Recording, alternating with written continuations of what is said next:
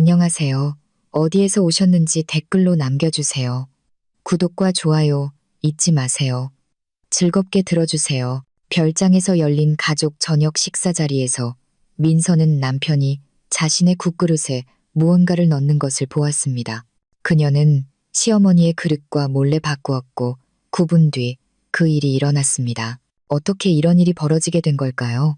모든 것은 평범한 가족 저녁 식사에서 시작되었습니다. 관계를 돈독히 해야 할 그 자리는 오히려 그들 사이의 균열을 더 깊게 만들 뿐이었습니다. 8월의 그날 저녁, 별장의 공기는 짙고 따뜻했으며 텃밭의 깨씹 향과 오래전에 꺼진 바비큐, 그릴의 연기 냄새가 섞여 있었습니다. 해는 이미 지고 있었고 하늘을 불안한 주황색과 보라색으로 물들이며 오래된 사과나무의 긴 그림자를 드리웠습니다. 이 사과나무, 이 집, 이 땅, 모든 것이 민서의 것이었습니다. 부모님에게서 물려받은 그녀의 조용한 안식처였죠. 하지만 현우와 결혼한 이후 이 안식처는 점점 전쟁터로 변해갔습니다. 베란다 식탁에는 가장 가까운 사람들이 둘러앉아 있었습니다. 그녀의 남편 현우, 그의 어머니 김영숙 여사, 그리고 그의 여동생 소희였습니다. 분위기는 팽팽한 현악기 줄처럼 긴장감이 흘렀습니다. 대화는 겉돌았고 어색한 침묵 속에서 끊겼습니다. 소희는 필사적으로 자신의 직장 이야기, 날씨 또는 시시콜콜한 이야기로 그 침묵을 메우려 애썼습니다. 민서는 자신의 집에서 이방인이 된 기분이었습니다. 그녀는 직접 끓인 버섯 전골을 그릇에 담으며 시어머니의 무겁고 평가하는 듯한 시선을 느꼈습니다. 김 여사는 민서에게 이곳의 주인이 아니며 이 집, 지위, 심지어 남편까지도 너무 쉽게 얻었다는 것을 상기시킬 기회를 절대 놓치지 않았습니다.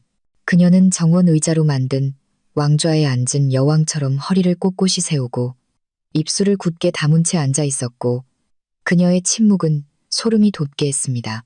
현우는 민서 옆에 앉아 있었지만 그들 사이에는 수만 킬로미터의 거리가 있는 듯했습니다. 그는 초조해하며 계속 포크를 만지작거렸고 민서의 눈을 피했습니다. 최근 몇 달 동안 그는 많이 변했습니다. 말이 없어지고 예민해졌죠. 민서는 직장 문제와 피로 때문이라고 생각하며 대화를 시도했지만 차가운 벽에 부딪힐 뿐이었습니다. 전골이 좀 밍밍하구나. 김 여사가 겨우 한 숟가락 뜨고 나서 말했습니다. 그것은 비판이 아니라 판결이었습니다. 그녀는 조용히 말했지만 모두가 들을 수 있도록 했습니다. 소희가 즉시 부산을 떨며 말했습니다. 엄마, 왜 그래? 정말 맛있는데. 그렇죠, 언니? 향도 아주 좋아요. 민서는 힘없이 미소 지을 뿐 아무 대답도 하지 않았습니다. 논쟁은 무의미했습니다. 그녀의 어떤 말이든 그녀에게 불리하게 사용될 것이기 때문입니다. 바로 그 순간 현우가 일어섰습니다. 빵, 좀 더 가져올게. 그가 툭 던지듯 말하고 집 안으로 들어갔습니다. 그는 일부러 태연하게 행동했지만 민서는 수년간의 결혼 생활을 통해 다른 사람들은 보지 못하는 것을 보는 법을 배웠습니다. 어깨의 미세한 긴장감, 너무 빠른 걸음걸이. 그녀는 시선으로 그를 쫓았습니다. 그는 부엌 문으로 사라졌습니다. 잠시 후 그는 빵 없이 돌아왔습니다. 그의 손에는 아무것도 없었습니다. 그는 민서가 앉아있는 쪽으로 다가왔습니다. 아, 소금을 깜빡했네. 그가 마치 이제야 생각났다는 듯이 말했습니다. 그는 김 여사 근처에 있는 소금통을 향해 식탁 너머로 손을 뻗었습니다. 그의 몸이 순간적으로 민서의 시야를 가렸지만 그녀는 똑똑히 보았습니다. 그것은 순식간에 거의 보이지 않는 움직임이었습니다. 그의 오른손이 주먹을 쥔 채 그녀의 그릇 위에서 잠시 멈췄습니다. 손가락이 펴지자 노란 빛을 띤 미세한 가루가 꽃가루처럼 국물 위로 떨어졌습니다. 그것은 뜨거운 국물 속으로 흔적도 없이 즉시 녹아들었습니다. 민서의 심장이 멎는가 싶더니 이내 식탁에 있는 모든 사람에게 들릴 것처럼 세차게 뛰기 시작했습니다. 귀에서 소음이 들리고 숨이 턱 막혔습니다. 그녀는 자신의 그릇을 그 위로 피어오르는 김을, 국물에 떠있는 버섯과 채소를 보았습니다. 이제 그것은 음식이 아니라 독이었습니다. 그녀의 남편 현우, 그녀와 침대를 공유하고 두려움과 희망을 나누었던 그 남자가 방금 그녀를 독살하려 한 것입니다. 그 생각은 너무나 끔찍해서 뇌가 받아들이기를 거부했습니다. 왜? 내가 그에게 뭘 어쨌다고. 그는 몸을 바로 세우고 소금통을 제자리에 놓은 뒤 자리에 앉았습니다. 그는 민서를 힐끗 몰래 쳐다보았고 그의 눈에서는 죄책감도 두려움도 아닌 공허함과 기묘하고 섬뜩한 기대감만이 보였습니다. 그녀는 소리치고 벌떡 일어나 식탁을 뒤엎고 그의 얼굴에 손가락질하며 비난해야 했습니다. 하지만 그럴 수 없었습니다. 목소리가 나오지 않았습니다. 설령 그럴 수 있었다 한들 무엇이 달라졌을까요? 김 여사는 즉시 그의 편을 들 것이고 소희는 겁에 질릴 것이며 민서 자신은 히스테리 환자로 몰릴 것이었습니다. 미친 여자, 질투 때문에, 피곤해서, 혹은 다른 어떤 이유로든 모든 것을 꾸며냈다고 말할 것입니다. 그들은 그녀를 상대로 단결할 것이고 그녀는 혼자였습니다. 지금 당장 무언가 해야만 했습니다. 머릿속에서 생각들이 미친 듯이 맴돌았습니다. 국을 쏟아버릴까?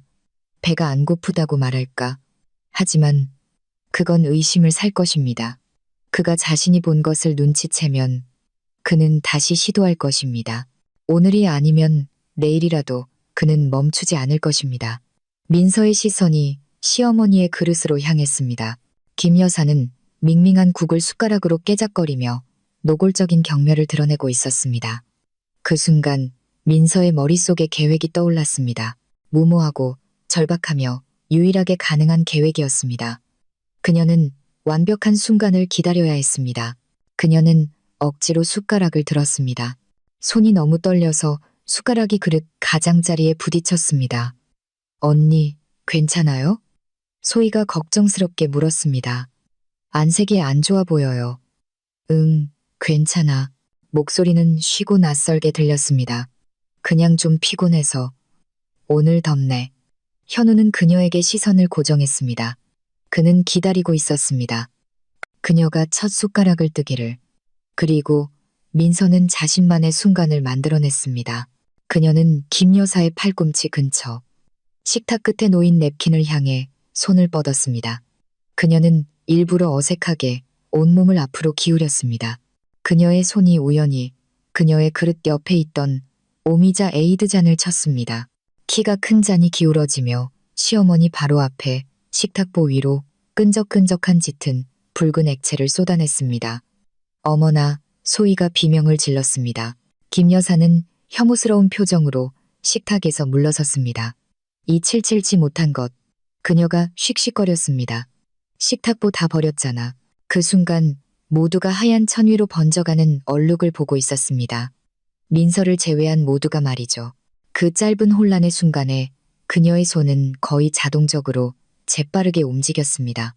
그녀는 자신의 가득 찬 그릇과 겨우 두어 숟가락 든 시어머니의 그릇을 잡았습니다. 하나의 부드럽고 스치는 동작으로 그녀는 그릇을 맞바꾸었습니다. 가루가 든 그녀의 그릇은 이제 에이드 웅덩이에 일부 가려진 채 김 여사 앞에 놓였고 깨끗한 시어머니의 그릇이 그녀 앞에 놓였습니다. 죄송해요, 어머님, 정말 죄송해요. 민서가 일어서서 냅킨을 잡으며 애원했습니다. 제가 오늘 왜 이렇게 덤벙대는지 모르겠어요. 정말 끔찍하네요. 제가 다 닦을게요. 그녀는 소란을 피우고 시끄럽게 굴었습니다. 시어머니 주위를 맴돌며 식탁보를 닦고 사과하며 자신의 서투름으로 모든 관심을 끌었습니다. 아무도 그릇이 바뀐 것을 눈치채지 못했습니다. 현우는 짜증과 경멸이 섞인 눈으로 그녀를 보았습니다. 그는 자신의 계획이 안전하다고 확신했습니다. 민서는 자리에 앉았습니다. 심장은 여전히 목구멍에서 뛰고 있었습니다. 그녀는 숟가락을 들고 억지로 입으로 가져갔습니다. 국은 솜처럼 아무 맛도 없었지만 그녀는 먹었습니다. 그녀는 먹으면서 지켜보았습니다. 김 여사를. 시어머니는 여전히 불만스러운 듯 입술을 오므리고 젖은 식탁보 얼룩을 역겹다는 듯이 밀어내고는 민서를 위해 준비되었던 그 그릇의 음식을 계속 먹었습니다. 가장 끔찍한 기다림이 시작되었습니다. 시간은 더디게 흘렀습니다. 소희는 다시 대화를 시작하려 했었습니다. 현우는 말이 없었고 더 이상 민서를 보지 않았습니다. 이제 그는 불안함이 아닌 기묘하고 포식자 같은 호기심으로 자신의 어머니를 뚫어지게 쳐다보고 있었습니다. 아마도 그는 자신의 가루가 얼마나 빨리 효과를 나타낼지 궁금했을 것입니다. 5분이 지났습니다. 6분, 7분. 민서는 등 뒤로 식은땀이 흐르는 것을 느꼈습니다. 만약 아무 일도 일어나지 않으면 어떡하지? 만약 그저 무해한 첨가물, 비타민 같은 것이었다면? 그리고 자신은 지금 편집증 때문에 연극을 한 판 벌이며 미치기 직전의 상태로 앉아있는 것이라면? 8분. 그래서 제가 말했잖아요. 소희가 요즘 아이들은 전혀 라며 학생들에 대한 이야기를 늘어놓고 있었습니다. 9분. 김 여사가 갑자기 말하다 말고 입을 다물었습니다. 그녀는 늘 그랬듯이 소희의 말에 반박하려 했지만 그러지 못했습니다. 그녀는 불분명한 신음소리를 냈습니다. 엄마? 소희가 놀라서 그녀를 쳐다보았습니다. 시어머니는 천천히 모두를 둘러보았습니다. 그녀의 눈은 부엉이처럼 동그랗게 커졌고 그 안에는 노골적인 당혹감이 서려 있었습니다. 마치 그들 중 누구도 알아보지 못하는 것 같았습니다. 그녀의 입꼬리가 아래로 처지고 얼굴 근육이 풀리면서 무표정한 가면처럼 변해갔습니다. 어머님, 어디 안 좋으세요? 민서가 최대한 침착하게 목소리를 내려고 애쓰며 물었습니다. 현우가 벌떡 일어섰습니다. 그의 얼굴은 종이처럼 하얗게 질려 있었습니다. 그는 자신의 어머니를 보았고 그의 눈에는 공포가 서려 있었습니다. 모든 것이 계획대로 되지 않은 것에 대한 공포였습니다. 김 여사는 일어나려고 했습니다. 그녀는 두 손으로 식탁을 짚었습니다. 그녀의 몸이 앞으로 기울었지만 다리가 말을 듣지 않았습니다. 다리에 힘이 풀리면서 그녀는 의자 옆으로 미끄러지듯 힘없이 주저앉았습니다. 머리가 무력하게 뒤로 젖혀졌습니다. 그녀는 의식을 잃었습니다. 소희의 날카로운 비명이 정적을 갈랐습니다. 현우는 어머니에게 달려갔습니다. 그는 그녀의 어깨를 흔들고 뺨을 때리며 그녀의 이름을 외쳤습니다. 엄마, 엄마, 정신 차려요. 왜 그래요? 그는 돌아섰습니다. 공포와 분노로 일그러진 그의 얼굴은 끔찍했습니다. 그는 천천히 몸을 일으켜 세웠고 그의 시선은 민서를 향했습니다. 그는 그녀를 불태워 버릴 듯이 쳐다보았습니다.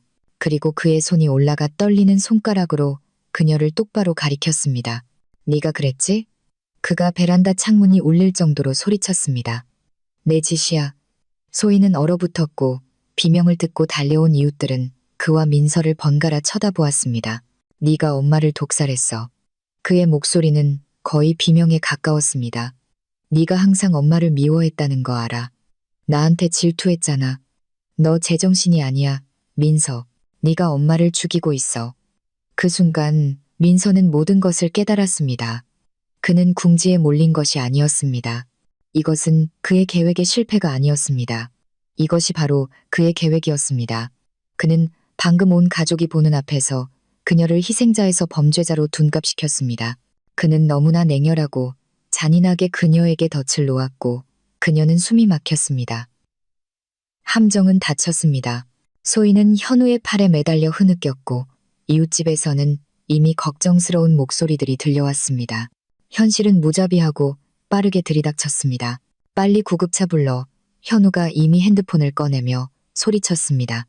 그는 민서를 보지 않고 관중을 향해 연기하고 있었습니다.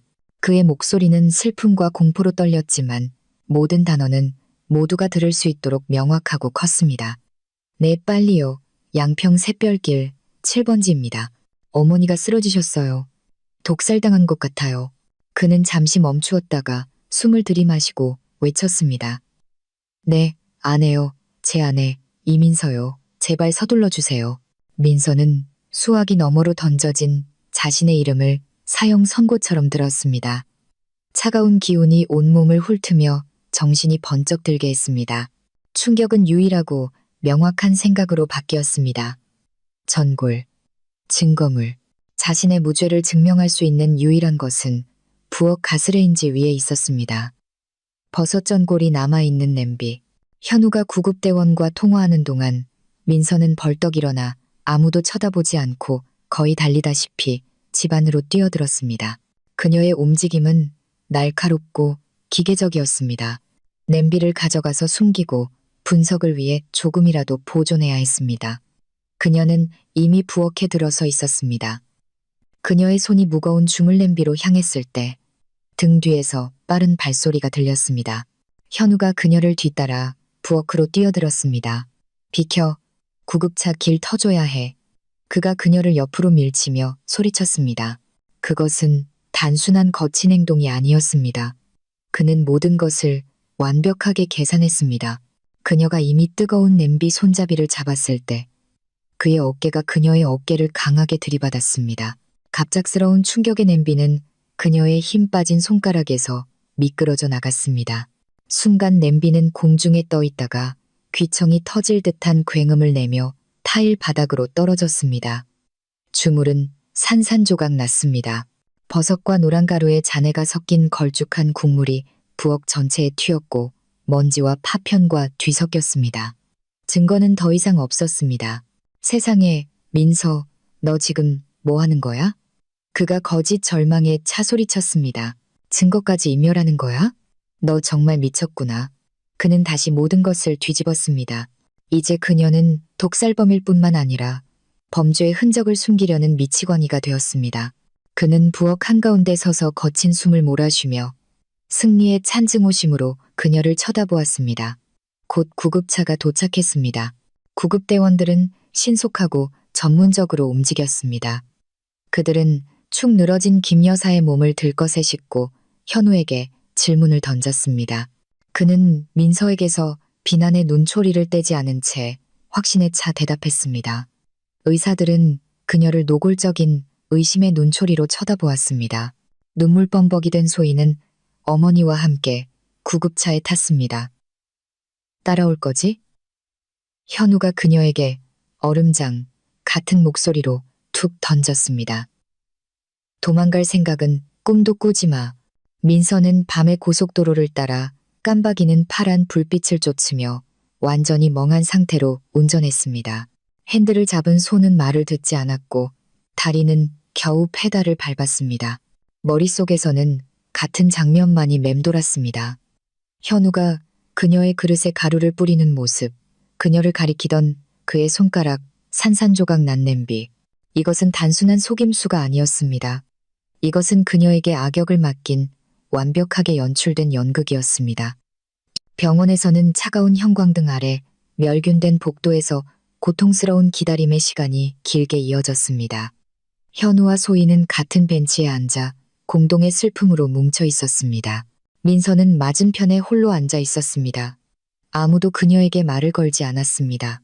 소희는 이따금 겁에 질린 눈물 어린 눈으로 그녀를 쳐다보았다가 마치 그녀의 광기가 전염될까 두려운 듯이 금세 고개를 돌렸습니다.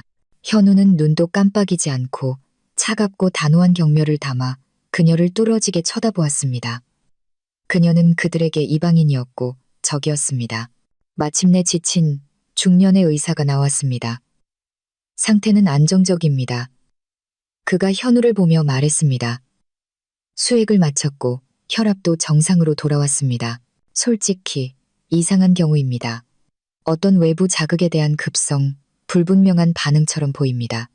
알레르기일 수도 있고 다른 무언가일 수도 있습니다. 며칠간 경과를 지켜봐야겠습니다.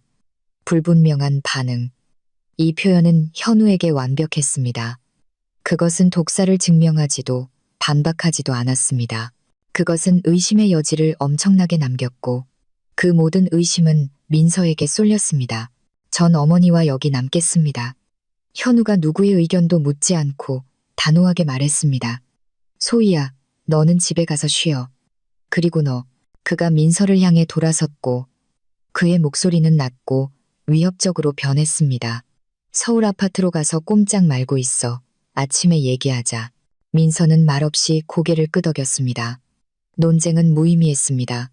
그녀는 공허하고 완전히 무방비 상태라고 느꼈습니다. 하지만 그녀가 병원을 나와 서늘한 밤의 어둠 속으로 걸어 나왔을 때 절망은 차갑고 맑은 분노로 바뀌기 시작했습니다. 그는 그녀를 가만두지 않을 것이다. 아침에 얘기하자는 말은 위협처럼 들렸습니다. 그녀는 증거를 무언가라도 찾아야만 했습니다.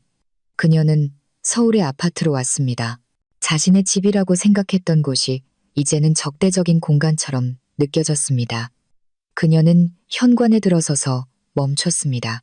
옷걸이에는 현우가 별장에서 입었던 가벼운 재킷이 걸려 있었습니다. 생각이 번개처럼 스쳤습니다. 가루. 그는 그것을 어딘가에 보관했을 것이다. 주머니는 너무 뻔하고 하지만 어딘가 몸에 지니고 있었을 것이다. 그녀의 손은 떨렸지만 재킷을 뒤지기 시작했습니다. 바깥 주머니는 비어 있었습니다. 안주머니에는 지갑과 열쇠뿐 아무것도 없었습니다. 그녀는 안감을 손으로 훑으며 천의 모든 센티미터를 더듬었습니다. 그러다 갑자기 그녀의 손가락이 안감의 솔기 안에 꿰매어진 작고 단단한 무언가에 닿았습니다. 그곳에는 거의 눈에 띄지 않는 아주 작은 구멍이 있었습니다. 민서는 조심스럽게 솔기를 더 찢고 안으로 두 손가락을 넣었습니다. 그녀는 약병 같은 아주 작은 유리병을 꺼냈습니다. 그것은 비어 있었습니다. 심장이 덜컥 내려앉았지만 그녀는 이내 깨달았습니다.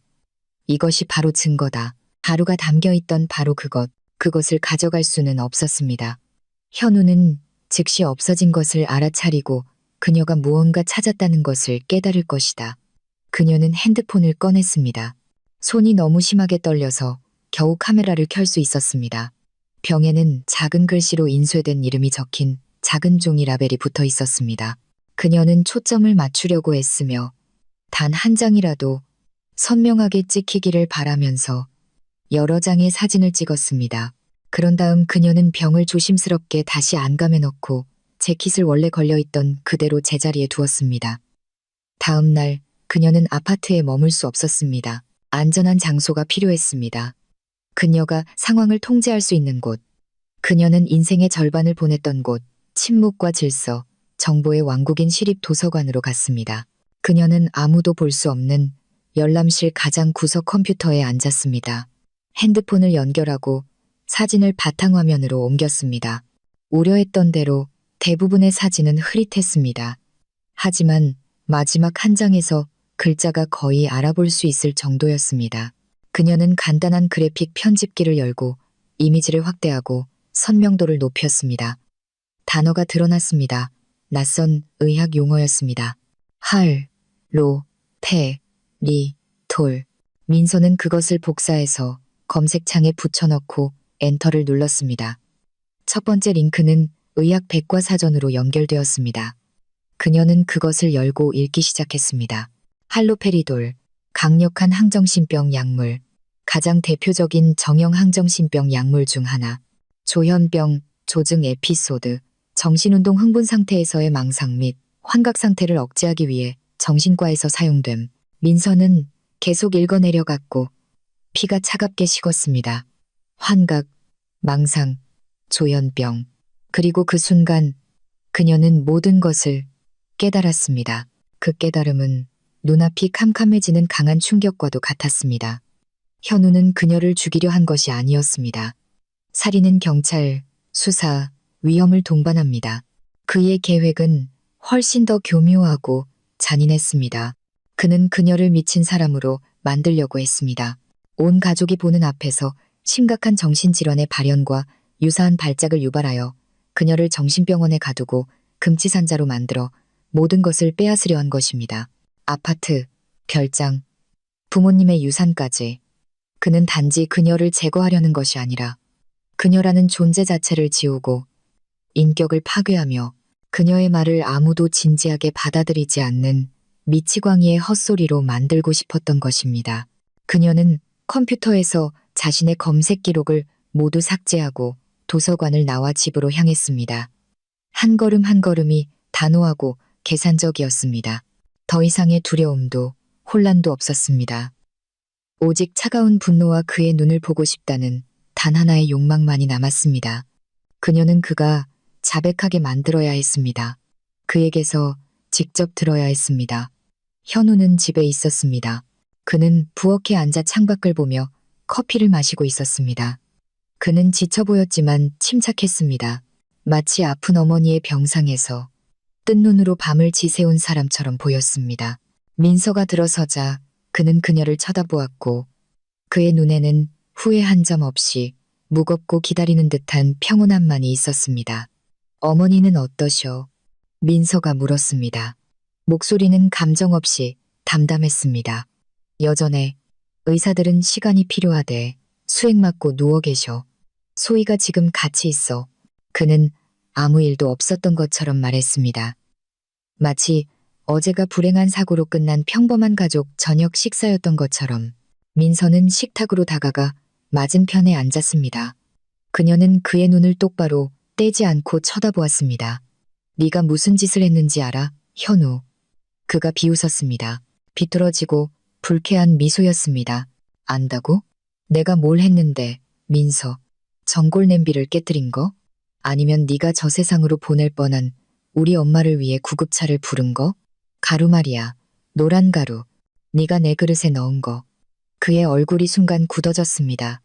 미소는 사라졌지만 그는 금세 평정을 되찾았습니다. 민서, 그만해. 충격받은 건 알겠지만 헛소리 좀 그만 만들어내. 무슨 가루? 드라마 너무 많이 봤구나. 하지만 민서는 물러설 생각이 없었습니다. 그녀는 이럴 준비가 되어 있었습니다. 그녀는 핸드폰을 꺼내 그 흐릿한 빈병 사진을 열고 화면이 위로 향하게 식탁 위에 놓았습니다. 이 병에 든 그 가루, 할로페리돌. 그녀는 그 단어를 천천히 한 음절씩 말했고 그의 눈동자가 흔들리는 것을 보았습니다. 두려움이 아니라 그녀가 알아냈다는 사실에 대한 짜증, 분노에 가까웠습니다. 그는 값싼 변명이 더 이상 통하지 않는다는 것을 깨달았고 그러자 그의 전술이 바뀌었습니다. 그의 표정이 달라졌습니다. 거짓 분노는 차갑고 계산적이며 굴욕적인 동정심으로 바뀌었습니다. 그는 마치 아프고 철없는 아이를 보듯 그녀를 쳐다보았습니다. 민서야, 그가 조용하고 거의 다정하게 말했고 그 거짓된 부드러움에 그녀는 등골이 오싹해졌습니다. 이렇게 돼서 정말 유감이야. 내가 얼마나 힘들어하는지 보여. 내 환상들, 가루, 약병. 너 스스로를 너무 힘들게 하고 있어. 그가 말하는 동안 민서는 그를 보며 이것 또한 연기의 일부임을 깨달았습니다. 그는 아무것도 부정할 생각이 없었습니다. 그는 그녀의 지식을 오히려 그녀에게 불리하게 이용할 셈이었습니다. 환상이 아니야, 현우. 내가 봤어. 네가 그러는 걸 똑똑히 봤다고. 넌 날 정신병원에 가두려고 했어. 그녀의 목소리는 비명으로 바뀌었습니다. 그것이 바로 그가 기다리던 것이었습니다. 그는 천천히 고개를 저었고 그의 시선에는 진심 어린 걱정이 담겨 있었습니다. 하지만 그 걱정은 그녀를 위한 것이 아니었습니다. 그것은 그녀 옆에 있는 자신의 안전을 위한 것이었습니다. 민서, 내 자신을 좀 봐. 넌 소리치고 끔찍한 말을 하고 있어. 나를 무슨 정신 나간 음모의 주범으로 몰아가고 있잖아. 너 건강해 보이지 않아. 무서워. 난 정말 너와 내 자신이 걱정돼. 그는 너무나 설득력 있고 진심 어린 고통이 담긴 목소리로 말해서 순간 민서 자신도 스스로를 의심할 뻔했습니다. 하지만 그때 그녀는 그가 가루를 뿌리던 순간에 그의 얼굴을 다시 떠올렸고 의심은 사라졌습니다. 연기하지 마. 그녀가 의자에서 벌떡 일어나며 외쳤습니다. 날 미친 사람으로 만들지 마. 그러자 그는 그녀가 전혀 예상치 못한 행동을 했습니다. 그는 논쟁하거나 맞서 소리치지 않았습니다. 그는 조용히 주머니에서 자신의 핸드폰을 꺼냈습니다. 그의 움직임은 느리고 거의 연극적이었습니다. 그는 번호를 누르고 핸드폰을 귀에 대고 여전히 그 차가운 동정심으로 민서를 쳐다보았습니다. 여보세요, 원장님, 저 김현우입니다. 그의 목소리는 즉시 공황 상태에 빠진 듯 갈라졌습니다. 네, 접니다. 귀찮게 해드려 죄송하지만 지금 또 시작됐습니다. 지금 히스테리를 부리며 소리치고 저를 끔찍한 일로 비난하고 있어요. 원장님이 옳았습니다. 원장님이 말씀하신 그대로예요. 제발 와주셔야 합니다. 지금 당장이요. 저나 자기 자신을 해칠까봐 두렵습니다. 민서는 그 자리에 얼어붙었습니다. 등골을 타고 차가운 기운이 흘렀습니다. 그녀는 그를 그의 공포로 일그러진 얼굴을 그의 손에 들린 핸드폰을 보았고 문득 깨달았습니다. 끔찍할 정도로 명확하게 깨달았습니다. 이것은 즉흥연기가 아니었습니다. 이 전화는 그녀의 비난에 대한 즉흥적인 반응이 아니었습니다. 모든 것이 미리 준비되어 있었습니다. 그녀의 도착, 그녀의 분노, 그녀의 비명. 그는 이 모든 것을 계산했습니다. 그는 단지 그녀를 기다린 것이 아니라 그녀를 함정으로 유인한 것입니다. 이 대화는 미끼였습니다. 그녀는 본능적으로 도망치려 문 쪽으로 한 걸음 내디뎠지만 이미 늦었습니다. 그녀는 피가 얼어붙는 소리를 들었습니다. 날카롭고 점점 커지는 사이렌 소리. 그것은 거리에서 들려와 그들의 집으로 가까워지고 있었습니다. 민서는 복도로 달려가 현관문을 활짝 열었습니다. 바로 그들의 창문 아래 현관 바로 앞에 차가 서 있었습니다. 국립구급차가 아닌 아무런 표시도 없고 짙게 선팅된 창문을 한 사설 미니버스였습니다. 그 안에서는 이미 2명의 거구에 어깨가 넓은 남자들이 검은 제복을 입고 내리고 있었습니다. 요원들이었습니다. 그들 뒤로 3번째 남자가 차에서 내렸습니다. 40대쯤 되어 보이는 단정한 정장 차림에 침착하고 무표정한 얼굴, 손에는 서류 가방을 든 남자였습니다. 의사, 민서가 평생 본 적 없는 사람이었습니다. 그녀는 문을 쾅 닫고 자물쇠로 잠갔지만 간의 합이 아니었습니다. 현우가 안에서 문을 열었습니다. 원장님, 이쪽입니다. 그가 안도하며 말했습니다. 직접 보시죠. 요원들이 아파트로 들어왔습니다. 그들의 거대한 몸집이 좁은 복도를 가득 채웠습니다. 그들은 민서의 양옆에 서서 그녀의 퇴로를 막았습니다. 의사가 마지막으로 들어왔습니다. 그는 민서를 침착하고 평가하는 듯한 시선으로 훑어보았고 그녀는 그 시선에 섬뜩함을 느꼈습니다. 이민서 씨, 맞으시죠? 그가 평탄하고 무심한 목소리로 물었습니다. 민서는 침묵했습니다. 그녀는 한마디도 할 수 없었습니다. 저는 사설 클리닉 평온의 박 원장입니다. 그가 말을 이었습니다. 당신의 남편께서 며칠 전 저희에게 연락하여 당신의 정신 상태에 대한 심각한 우려를 표명했습니다. 별장에서의 사건 이후 당신의 말하자면 공개적으로 불안정한 행동과 그의 증언을 근거로 저는 정신 감정을 위한 당신의 긴급 입원 명령서에 서명했습니다. 72시간 동안입니다. 그가 말하는 동안 민서는 의사 뒤에 서서 마침내 도움을 받은 순교자 같은 표정을 짓고 있는 현우를 보았습니다. 그녀는 모든 것을 깨달았습니다. 이것은 단순한 위협이나 미래의 계획이 아니었습니다. 이것은 방금 닫힌 작동 중인 함정이었습니다.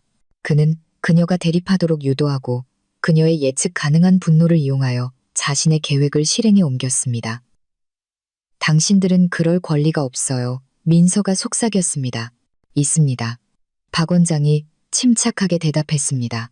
법은 우리 편입니다. 짐을 챙기시죠. 그렇지 않으면 물리력을 사용해야 할 겁니다. 두 요원이 그녀를 향해 한 걸음 다가왔습니다. 그 순간 등 뒤 계단에서 옆집 문이 열렸습니다. 맞은편 아파트에 호기심 많은 할머니가 고개를 내밀었습니다. 그녀는 모든 것을 보았습니다. 울고 있는 현우, 무표정한 의사, 그리고 창백하고 얼어붙은 민서의 팔을 잡고 있는 2명의 요원. 그들은 그녀를 자신의 아파트에서 범죄자처럼 끌어내 굳어버린 이웃들 앞을 지나 계단으로 데려갔습니다. 그들은 그녀를 아무런 표시도 없는 차로 이끌었습니다. 그리고 무거운 미니버스 문이 쾅 닫히며 그녀를 세상과 단절시키기 전 그녀가 마지막으로 본 것은 방금 냉혈하고 공개적으로 그녀를 파괴한 남자인 그녀의 남편의 얼굴이었습니다. 평온 클리닉에서의 72시간은 끈적끈적하고 흐릿한 악몽과 같았습니다. 그곳은 병원이 아니라 조용하고 정중한 지옥이었습니다. 하얀 벽, 푹신한 가구, 늘 이름과 직함을 부르며 부침성 있는 미소를 띤 직원들. 그녀에게 주사를 놓거나 묶지는 않았습니다.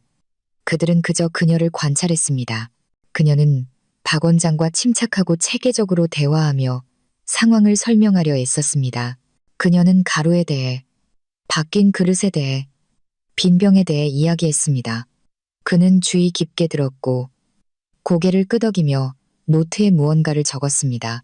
그리고는 그녀의 어린 시절에 대해, 부모님과의 관계에 대해 최근에 불안감을 느끼지 않았는지, 누가 자신을 감시하거나 음모를 꾸미고 있다고 생각하지 않았는지에 대한 질문을 던졌습니다. 그녀의 모든 진실된 대답을 그는 필요한 칸에 조심스럽게 적어 넣으며 현실을 증상으로 둔갑시켰습니다. 그녀는 곧 진실을 말하는 것이 소용없다는 것을 깨달았습니다.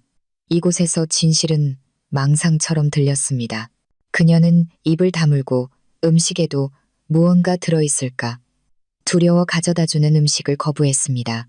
그녀는 멸균된 병실에 앉아 깔끔하게 깎인 잔디밭을 내다보며 벽이 자신을 옥죄어 오는 것을 느꼈습니다. 사흘 후 그녀는 퇴원했습니다. 박 원장이 그녀를 자신의 사무실로 불렀습니다. 이민서 씨, 그가 평탄하고 몸이 건조한 목소리로 말했습니다. 현재로서는 당신을 계속 강제 입원시킬 법적 근거가 충분하지 않습니다. 민서는 안도의 한숨을 내쉬었고 너무나 큰 안도감에 다리가 후들거렸습니다. 자유.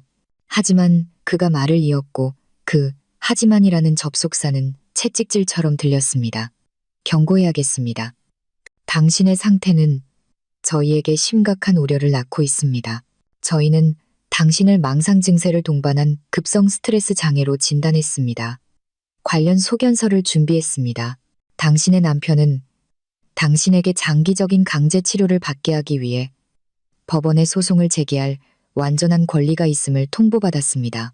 저는 증언할 의무가 있으며 제 증언은 당신에게 유리하지 않을 것입니다. 그는 그녀에게 퇴원 서류를 건넸습니다. 이것은 끝이 아니었습니다. 잠시의 휴식일 뿐이었습니다.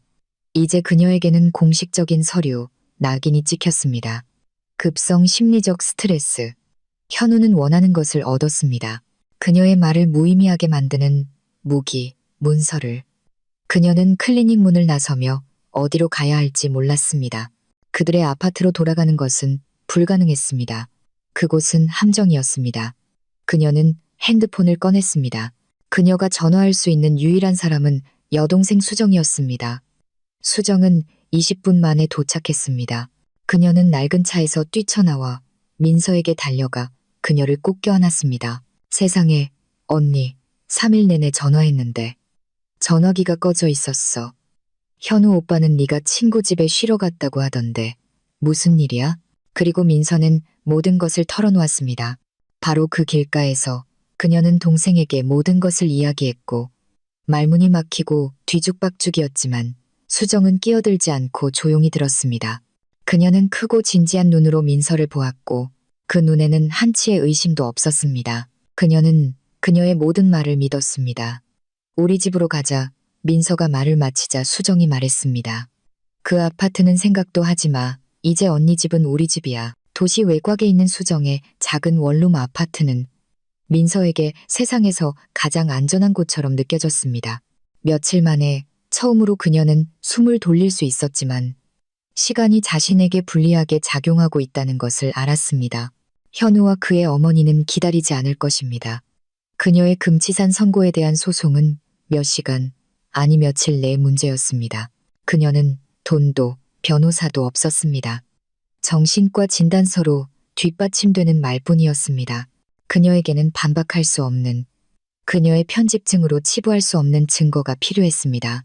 그리고 그 증거를 얻을 수 있는 곳은 단 한 곳뿐이었습니다. 별장. 이 끔찍한 연극의 무대가 되었던 그들의 가족 공간.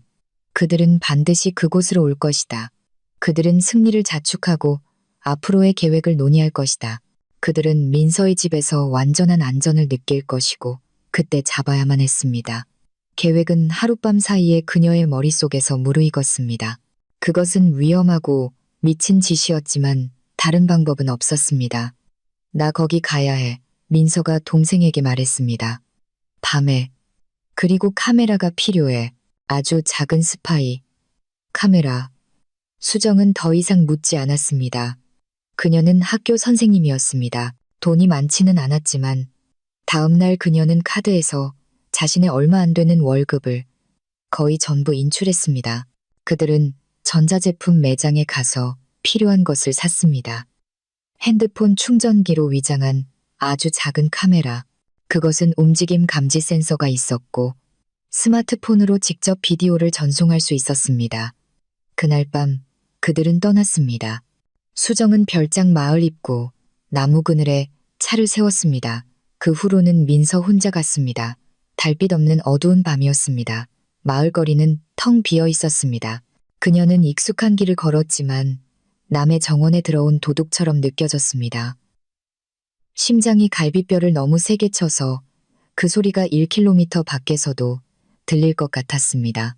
마침내 그녀의 집이 보였습니다. 어둡고 조용한 그녀의 피난처, 그녀의 요새. 이제 그녀는 범죄자처럼 그곳에 침입해야 했습니다. 그녀는 집 뒤로 돌아갔습니다. 부엌 창문은 항상 헐겁게 닫혔습니다. 그녀는 그것을 알고 있었고 수정이 준 칼을 주머니에서 꺼내 낡은 나무 창틀을 조심스럽게 들어 올리기 시작했습니다. 몇 분간의 고생 끝에 삐걱 소리와 함께 창틀이 열렸습니다. 민서는 소리를 내지 않으려고 애쓰며 안으로 들어갔습니다. 집안에서는 먼지와 묵은 공기 냄새가 났습니다. 그녀는 발끝으로 걸어 모든 일이 일어났던 큰 식탁이 있는 거실로 들어갔습니다. 그녀의 손은 카메라를 꺼낼 때 떨렸습니다. 어디에 설치해야 할까? 식탁과 소파 전체가 보이는 장소가 필요했다. 책장 뒤에 콘센트, 완벽했다. 그곳에서는 시야가 아주 좋았다. 그녀는 장치를 연결하고 체오프 전집 뒤에 숨겼다. 본체의 작은 파란 불빛이 한 번 깜빡이고 꺼졌다. 카메라가 작동하고 있었다. 그녀는 재빨리 핸드폰 앱을 설정하고 화면을 확인했다. 흑백의 거친 방 이미지가 화면에 나타났다. 민서는 마찬가지로 조용히 집에서 나와 창문을 닫고 거의 달리다시피 차로 돌아갔다. 그녀는 해냈다. 동쪽 하늘이 막 밝아오기 시작했다. 다음 이틀은 고문과 같았다. 민서는 거의 잠을 자지 못했다. 그녀는 핸드폰을 꽉 쥔 채 텅 빈 방의 정적인 화면을 쳐다보았다. 가끔 앱에서 움직임, 알림이 왔다. 햇살이 벽을 스쳐 지나가거나 외풍의 커튼이 흔들릴 때였다. 매번 심장이 쿵 내려앉았다. 그리고 이틀째 되는 날 저녁, 그들이 도착했다. 핸드폰 화면에 먼저 김 여사가 나타났다. 그녀는 여전히 위압적으로 보였지만 창백했고 평소보다 느리게 움직였다. 그 뒤로 현우가 들어왔다. 그는 식료품이 든 가방을 들고 있었다. 그들은 바로 그 식탁에 앉았다. 현우는 비싼 와인 한 병과 잔을 꺼냈다. 그들은 축하할 셈이었다. 민서는 핸드폰 볼륨을 최대로 높이고 귀에 바짝 댔다. 처음 몇 분간은 김 여사의 건강과 의사들에 대해 이야기했다. 그러다 민서가 이 모든 것을 계획한 이유가 시작되었다. 그래, 이제 만족하냐? 김 여사가 물었다. 그녀의 목소리는 날카롭고 독이 가득했다. 내 서투름 때문에 내 엄마를 저 세상으로 보낼 뻔했어. 엄마, 그게 그렇게 빨리 효과가 나타날 줄은 몰랐어요. 현우가 변명하기 시작했다. 그냥 좀 어지러워하고 헛소리나 할 줄 알았죠. 이렇게 될 줄은 몰랐어요. 몰랐다고? 김 여사가 그를 흉내냈다. 넌 모든 걸 계산했어야지. 모든 걸 망칠 뻔했잖아. 그 애가 그렇게 히스테릭한 바보가 아니어서 클리닉 함정에 걸려들지 않았더라면 우리는 지금 아무것도 없었을 거야. 민서는 숨을 죽이고 들었다. 바로 이거였다. 녹음되고 저장된 자백. 제가 다 바로잡을게요, 엄마. 법원은 우리 편일 거예요. 박 원장 진단서도 있고요. 우리는 그 애한테서 모든 걸 뺏을 거예요. 아파트도 별장도. 그러자 김 여사는 민서의 피를 얼어붙게 하는 말을 했다. 그녀는 식탁 너머로 현우에게 몸을 기울였고 그녀의 얼굴은 오랫동안 억눌러온 듯한 분노로 일그러졌다. 이게 돈 때문이라고 생각하는 거냐, 이 멍청아? 그녀가 슉슉거렸다. 이건 돈 문제가 아니야. 그의 아버지, 그 성인군자, 그 의로운 인간. 그녀는 거의 그 단어들을 뱉어냈다. 그 인간이 30년 전에 박 사장님을 감옥에 쳐넣었어. 그는 박 사장님이 잃어버린 땅 위에 이 별장을 지었다고. 우리는 훔치는 게 아니야. 그들이 우리에게서 훔쳐간 삶을 되찾는 거라고. 그리고 넌 실수할 권리가 없어. 알아들었어? 그 말을 들은 후 그녀의 손에 들린 핸드폰은 납덩이처럼 무겁게 느껴졌다. 그녀는 녹화된 것을 여러 번 다시 보았다. 매번 김 여사의 슉슉거리는 목소리에 귀를 기울였다. 박 사장님, 감옥, 훔쳐간 삶. 이 단어들은 모든 것을 뒤집었다. 이것은 단순한 가족의 탐욕이 아니었고 단순히 그녀의 재산을 차지하려는 욕망도 아니었다. 이것은 오래된 와인처럼 깊고 숙성된 30년 된 복수였으며 그녀 자신보다는 그녀 아버지의 유령을 향한 것이었다. 그녀의 아버지, 강인석 검사는 도시에서 존경받는 인물이었다. 정직하고 원칙적이며 은퇴할 때까지 청렴함으로 유명했다. 민서는 항상 그를 자랑스러워했고 이제와 보니 그의 가장 큰 장점, 그의 정직함이 그녀가 처한 지옥의 원인이 되었던 것이다. 이제 어떡할 거야? 옆에 앉아 모든 대화를 들은 수정이 물었다. 이제 현우와 그의 어머니가 사기꾼이라는 증거가 생겼어. 민서가 대답했고 그녀의 목소리는 단호했다. 하지만 이걸로는 부족해. 그들은 박 원장의 진단서를 기반으로 모든 계획을 세웠어. 그 진단서가 효력을 갖는 한 내 비디오는 그냥 두 사람의 대화 녹화일 뿐이야. 언제든지 조작이나 술주정으로 치부될 수 있어. 그들의 가장 큰 무기를 파괴해야 해. 박 원장을 잡아야 해. 그들은 경찰에 가는 것이 소용없다는 것을 알았다. 의심스러운 품질의 비디오 녹화에 맞서는 클리닉의 진단서, 결과는 예측 가능했다. 그들은 단지 그녀를 비웃고 아마도 같은 평온 클리닉으로 다시 보낼 것이다. 더 교묘하게 행동해야 했다. 박 원장이 스스로 실수를 저지르게 만들어야 했다. 계획은 저절로 떠올랐다. 그들은 민서의 이름을 사용할 수 없었다. 그것은 이미 클리닉 시스템에 불안정한 상태로 표시되어 있었다. 하지만 수정은 갈 수 있었다. 내가 그 사람한테 진료 예약을 할게. 수정이 말했다. 남편이랑 문제가 있다고 할 거야. 남편이 나를 스토킹하고 협박하고 내가 미쳤다고 말한다고. 언니 상황이랑 아주 비슷한 상황을 설명하고 우리 대화 전체를 핸드폰 녹음기로 녹음할 거야. 그가 현우 오빠한테 했던 것과 같은 서비스를 나한테 제안하기 시작할 때 그의 말을 잡는 거지. 민서는 동의했다. 좋은 계획이었다. 수정은 평온 클리닉에 전화해서 박 원장에게 자신의 성인 최수정으로 예약을 잡았다. 예약은 이틀 후로 잡혔다. 이틀 동안 민서와 수정은 준비에 몰두했다. 그들은 리허설을 했다. 민서는 미친 언니 역할을, 수정은 절망에 빠져 도움을 구하는 여자 역할을 맡았다. 그들은 모든 세부사항, 모든 문구를 꼼꼼히 생각했다. 그들은 완벽해야 했다. 민서는 수정과 함께 가서 혹시라도 일이 잘못될 경우 신호를 보내고 그냥 지지해주기 위해 가야 했다. 그녀는 큰 선글라스를 쓰고 머리에 스카프를 두르고 알아보지 못하게 하기 위해 모든 것을 할 것이다. 약속 당일 그들은 약속 시간 30분 전에 클리닉에 도착했다. 평우는 조용한 시내 중심. 오래된 저택에 자리 잡고 있었다. 화려한 간판은 없었고 입구에 작은 노쇠 명판만 있을 뿐이었다. 이곳의 모든 것은 품위와 비밀 유지를 풍겼고 그래서 더욱 섬뜩했다. 그들은 안으로 들어갔다. 접수처는 값비싼 가구로 꾸며져 있었다. 벽에는 파스텔 톤의 추상화가 걸려 있었다. 조용한 진정음악이 흐르고 있었다. 접수 데스크에는 한 여성이 앉아 있었다. 안녕하세요. 최수정입니다. 11시에 박 원장님 예약이 있습니다. 수정이 자신있게 말했다. 민서는 머리를 숙인 채 주목받지 않으려고 애쓰며 조금 뒤에 서 있었다. 그녀는 긴장하며 실내, 모든 세부사항, 모든 얼굴을 훑어보았다. 접수처에는 그들 외에 두 사람이 더 앉아 있었다. 멍한 눈빛의 노부인과 긴장한 듯 다리를 떨고 있는 젊은 남성이었다. 네, 최수정님. 이쪽으로 오셔서 앉아 계세요. 원장님께서 부르실 겁니다. 데스크의 여성이 상냥하게 미소 지으며 말했다. 그들은 구석에 있는 부드러운 가죽 소파에 앉았다. 수정은 핸드폰을 꺼내 뉴스를 읽는 척하며 녹음기가 켜져 있는지 확인했다. 민서는 용수철처럼 긴장한 채 옆에 앉아 있었다. 그녀는 적진에 있는 것 같았다. 기다리는 매 순간이 영원처럼 느껴졌다.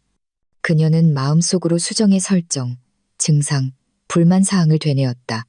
그들은 앉아서 기다렸다. 민서는 접수원 여성을 보지 않으려고 애썼지만 자꾸만 시선이 그쪽으로 향했다.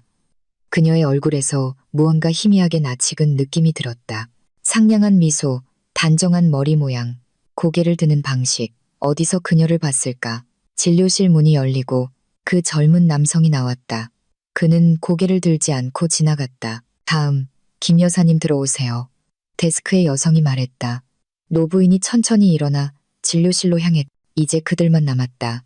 민서는 손바닥에 땀이 나는 것을 느꼈다. 그녀는 다시 접수원을 쳐다보았다. 여성이 컴퓨터에서 고개를 들었고 그들의 시선이 순간 마주쳤다. 여성은 정중하게 미소 짓고 다시 눈을 내렸다. 그리고 그 미소 속에서, 그 찰나의 움직임 속에서 민서는 갑자기 모든 것을 깨달았다.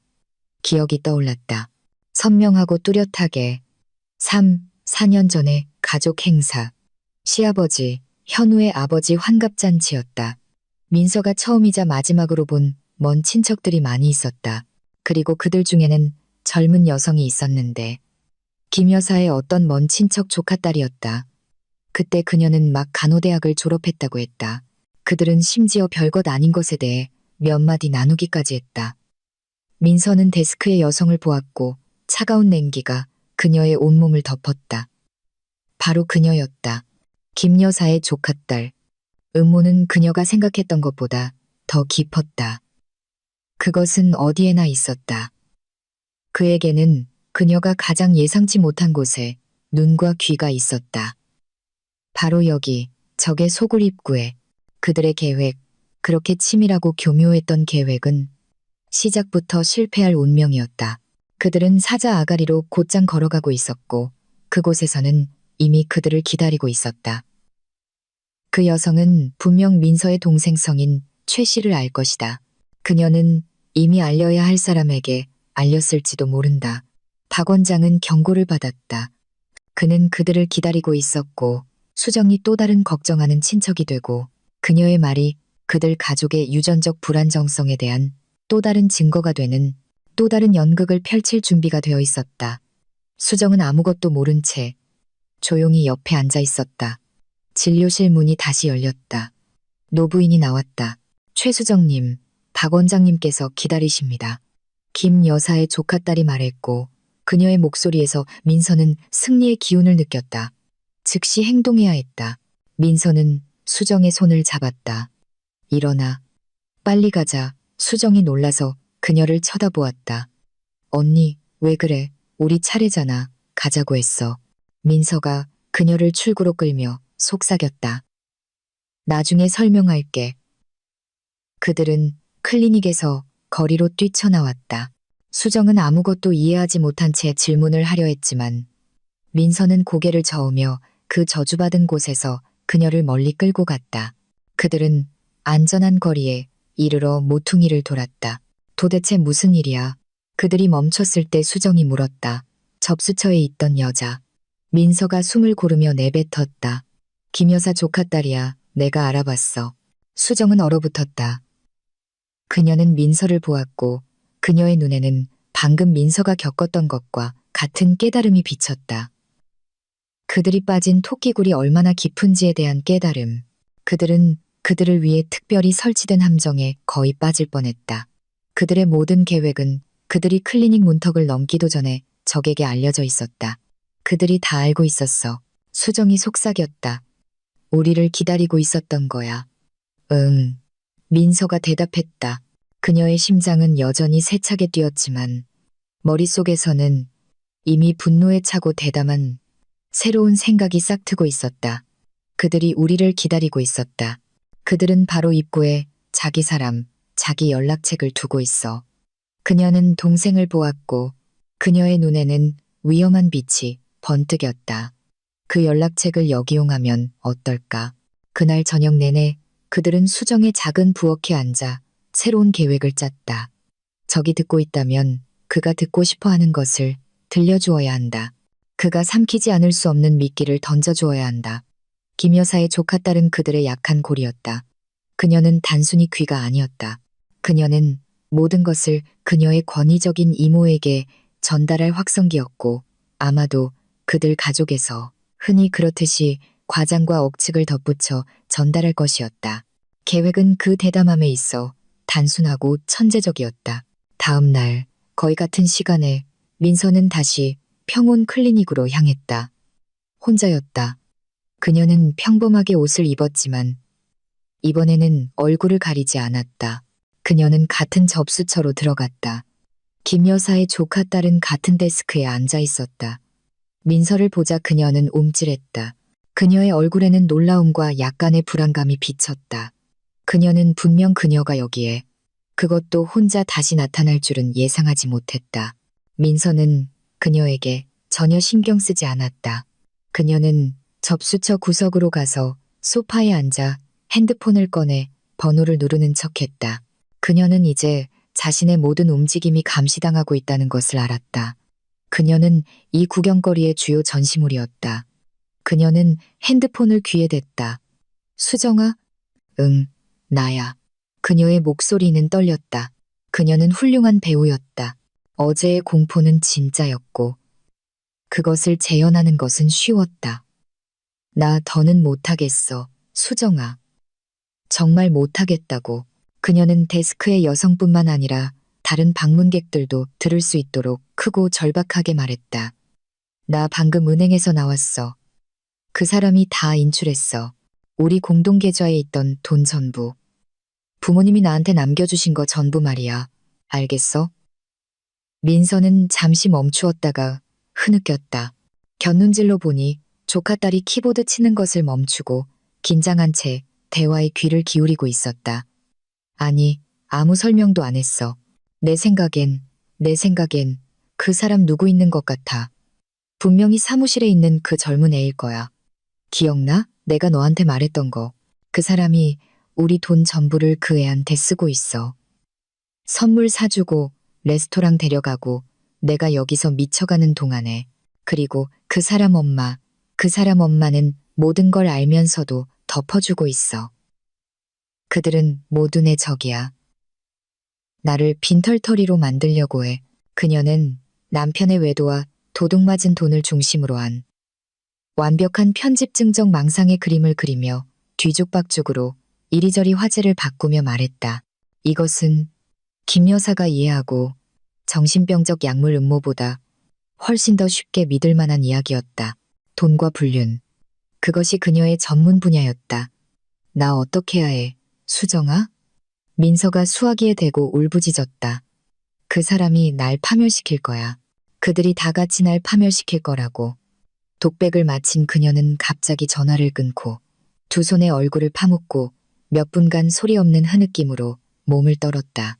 그러다 그녀는 마찬가지로 갑자기 일어나 아무도 쳐다보지 않고 클리닉에서 뛰쳐나갔다.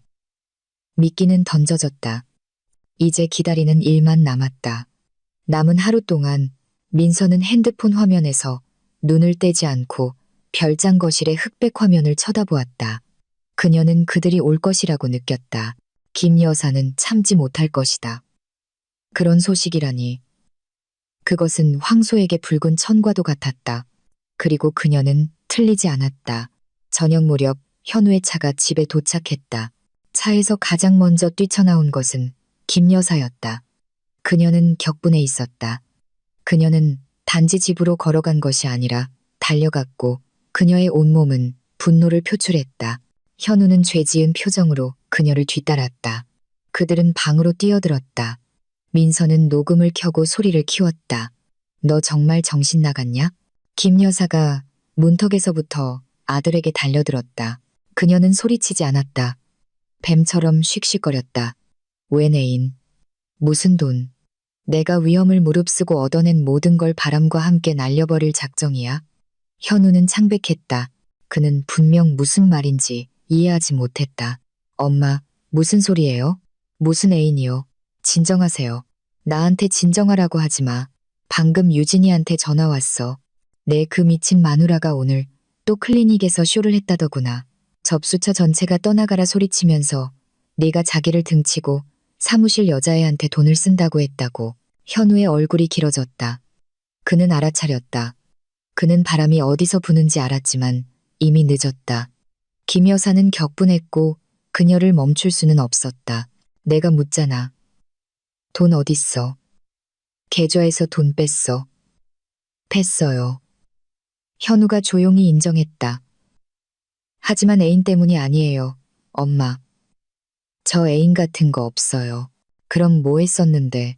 김 여사가 소리쳤다. 우리 것이 되어야 할 돈을 어디에 썼냐고. 그 순간 베란다 문이 열리고 소희가 방으로 들어왔다. 그녀는 자신의 차를 타고 그들을 뒤따라왔고 뭔가 불길한 예감이 들었던 모양이다. 그녀는 격분한 어머니와 겁에 질린 오빠를 보고 문턱에서 얼어붙었다. 소희야, 잘 왔다. 김 여사가 으르렁거렸다. 내 오빠, 이 멍청이 말 좀 들어봐. 우리 미래를 치마폭에 팔아넘길 작정인가 봐.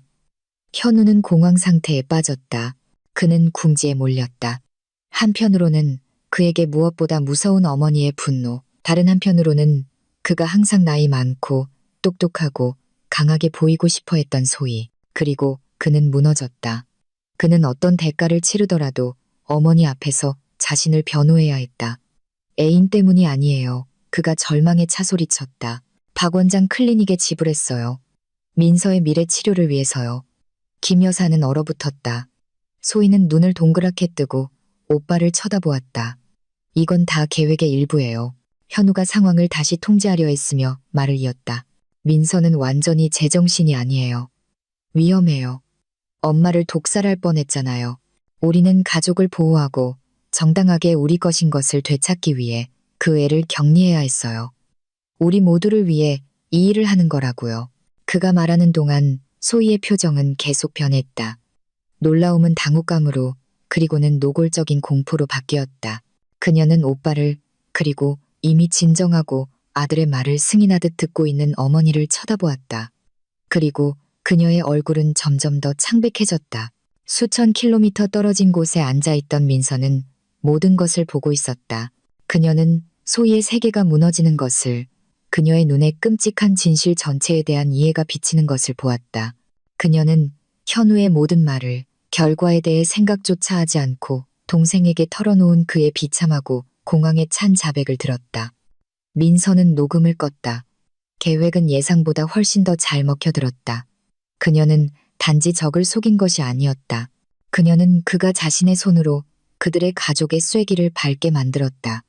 그녀는 그들의 연락선을 그들 자신을 겨냥한 무기로 바꾸었고 그들의 동맹을 분열시켰다. 적진의 첫 번째 균열이 생겼고 그 이름은 소희였다. 민서는 소희가 전화할 것을 알고 있었다. 그녀는 선고를 기다리듯 그 전화를 기다렸다. 별장에서 소희가 들은 것 이후로 그녀는 그냥 침묵할 수 없었다.